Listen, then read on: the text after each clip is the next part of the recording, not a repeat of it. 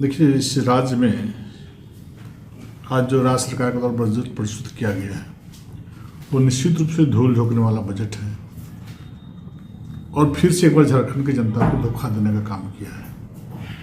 ये बजट पेश करने से पहले सरकार को जरूर चिंता करनी चाहिए कि पिछले वर्ष में जो बजट पेश किया है उसकी 50% राशि आज तक खर्च कर पाई है। तो बार बार बजट पेश करके जब हम काम ही नहीं कर पाते हैं तो लोगों के आंख में धूल झोंकने के लिए इस प्रकार का बजट पेश करने से क्या फ़ायदा है। सिर्फ ठगने के लिए, बेवकूफ़ बनाने के लिए इस प्रकार का बजट पेश करने का काम सरकार ने किया है। जब केंद्र सरकार के द्वारा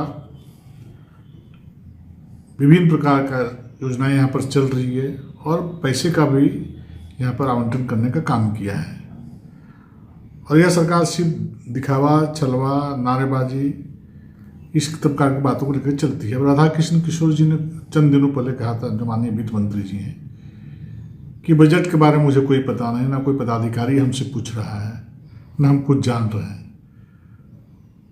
अब एक तरफ इस तरह की बातें बोलते हैं आप लोग के माध्यम से, दूसरी तरफ सरकार की प्रशंसा भी करते हैं।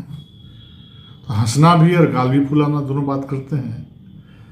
दूसरी तरफ 10,000 करोड़ रुपया का जो गबन किया है लोगों ने, जो इसका हिसाब किताब नहीं है, माननीय वित्त मंत्री जी ने संबंधित पदाधिकारियों को इसके बारे में पत्र भी लिख करके जानकारी देने का काम किया। उसका हिसाब किताब कुछ मिल ही नहीं रहा है।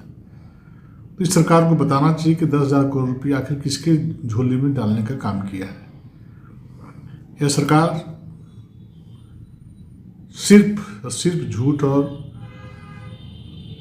बेवकूफ़ और ठग बनाने के न्यू में बैठी हुई है।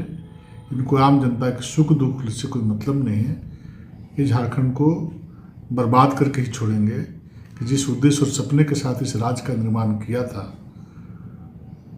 उस महान पुरुष सरदार अटल जी के सपनों को ये लोग धूल दूषित करने का काम कर रहे हैं और जनता के लिए, किसान के लिए, मजदूर के लिए, आम लोगों के लिए इस बजट में दूर दूर तक कोई विजन दिखाई नहीं पड़ता है।